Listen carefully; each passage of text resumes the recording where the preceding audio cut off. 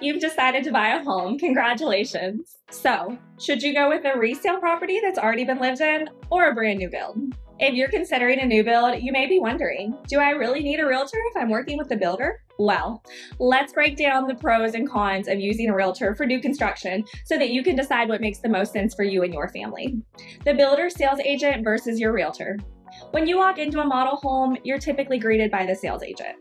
That sales agent works for the builder, not you. And their job is to get the best deal for the builder, just like a listing agent represents someone who's trying to sell their home. Having your own realtor means you have someone in your corner representing your best interests instead of the builder's. Here are some pros of using a realtor for new construction. Representation. A realtor works for you and helps protect your interests throughout the process. Negotiation help. Realtors can sometimes negotiate upgrades, incentives, or even better contract terms. Knowledge of contracts. Builder contracts can be very different from standard purchase agreements, and a realtor can help you understand what you're signing.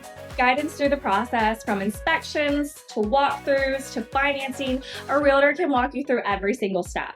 And market expertise. They can help you compare the builder's price with other homes in the area to make sure that you're not overpaying. And then here are some of the cons of using a realtor for new construction. Commission questions. Some buyers worry that using a realtor could raise the price, but in most cases, the builder still pays the commission. But it is still worth confirming just how that works. Not always necessary. If you're confident in handling contracts and negotiating on your own, then you may feel that you might not need the extra guidance. And limited influence on pricing. Builders often set their prices in advance, so there may be less room for negotiation compared to a resale home. Here are a few things that you should know about buying new construction. Most builders welcome realtors, but your agent usually needs to register with your builder during your first visit. And skipping this step could make it harder for your realtor to represent you later. Even if you choose not to use a realtor, you should still read the contract very carefully and consider consulting with an attorney before signing.